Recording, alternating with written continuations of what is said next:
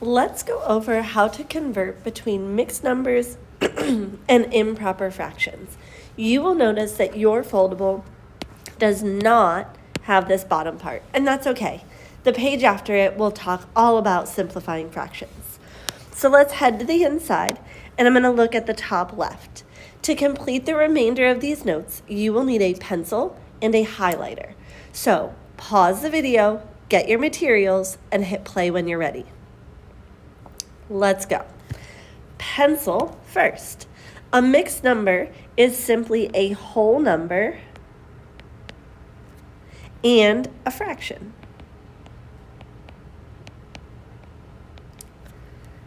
For example, 4 2/3 is a mixed number. The whole number is 4, the fraction is 2/3. And we're going to review how to convert from a mixed number to an improper fraction.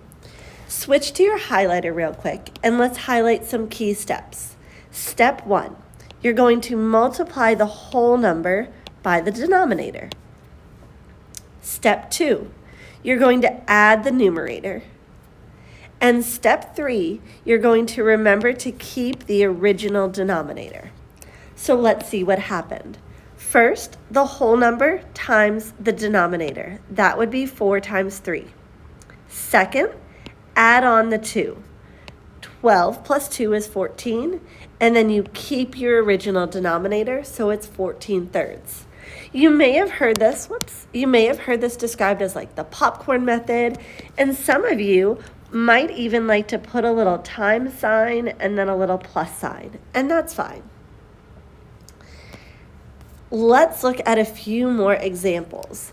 Snag that highlighter again, and we're going to highlight this down here because this would be the new piece that might throw a little bit of confusion your way. If there is a negative sign, we are going to ignore the negative when writing the mixed number as an improper fraction. All the negative sign does is tell us that the final improper fraction will be negative. But when we're multiplying and we're adding, we don't take into consideration the negative. So here's what I mean by that. 9 times 7 plus 2, because remember, it's denominator times whole number plus the numerator. Well, 9 times 7, actually let me write it this way. 9 times 7 is 63 plus 2, which is 65. And you keep the denominator. We do not say that this is negative 63 and then say plus 2, which would be negative 61. No, we do 9 times 7 plus 2, and the negative just tags along on the answer. Circle your final answer. Why don't you try the next two, pause the video, and hit play once you've tried it. How'd you do? 4 5/8 would have been 8 times 4 plus 5. Well, 8 times 4 is 32, plus 5 is 37/8. The last one, did you remember to include the negative sign with your answer? Also make sure that there's a little bit of a gap. You don't want your negative sign running into your fraction bar. Did you do 2 times 3? Which is 6, plus 1 is 7/2. And I'll circle those final answers. You will use this more than the next part, which is converting an improper to a mixed. I've already mentioned this at least once this year, but I'll say it again.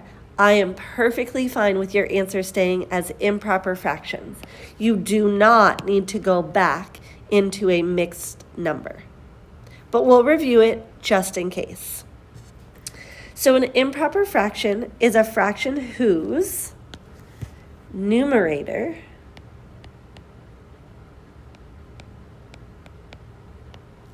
is greater than or equal to its denominator.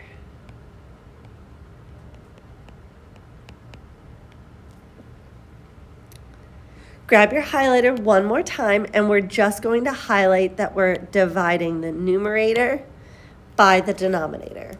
And let's look at it, the example. 15 halves. The numerator is 15. The denominator is 2. So the 15 goes on the inside and the 2 goes on the outside.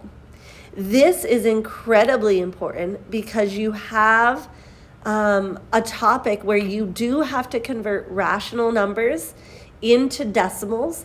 And so being able to set up that division problem is important. And the whole, or the numerator always goes on the inside. So the second step then is to write the whole number answer. Remember, 2 went into 15 7 times. Then there was 1 left over, and we keep our denominator. 15 halves is the same as 7 1/2. Please note that gone are the days where we're going to do an R and then a little 1. That is not what we are doing anymore. That may have been okay in elementary school, but not in 7th grade. All right, let's look at a few examples. So you might just be able to look at this and figure it out, but let's show the work. Remember, the numerator goes on the inside. The denominator on the outside. 17 goes into 22 1 time. Notice I'm putting the 1 above this 2, not the first one, because it's going into 22. 1 times 17 is 17. I subtract and I get 5. And so my final answer, I've got my whole number, my remainder, and I keep my denominator. -16 fifths. 16 goes on the inside, that's the numerator. 5 goes on the outside. It would be a good idea if you already got your negative sign over here so that you don't forget it for later. All right, 5 into 16 goes 3 times. 5 times 3 is 15. Subtract and get 1. So let's set it up. I need a little more room because I need my whole number, which was 3. Now my remainder is 1 and my original denominator, 5. Last one is some big numbers, but I think we can do this. Let's set it up. What number is going to go on the inside? The numerator, 1 6 4. 16 on the inside, or outside, sorry. 16 does not go into 1, but it does go into 16, and it goes 1 time. So I'll put a 1 above the 6. 16 times 1 is 16. Subtract. I get 0. I bring down my 4. 16 goes into 4 0 times. And so that is my remainder. I do not need to keep this going. Now, if you are converting this to a decimal, you might need to keep going. But we're good here. Our whole number is 10. Our leftovers are 4/16. Remember, you do have to simplify. Top and bottom here both divide by 4. And so final answer would be 10 1/4. There's going to be a separate video here that goes over some key things on how to simplify fractions, but this is all about converting between mixed and improper. Make sure if you were absent that you show these notes to the teacher that you've completed them. Also look for any other missing work, and of course come to Tiger Time if you have any questions or just need help.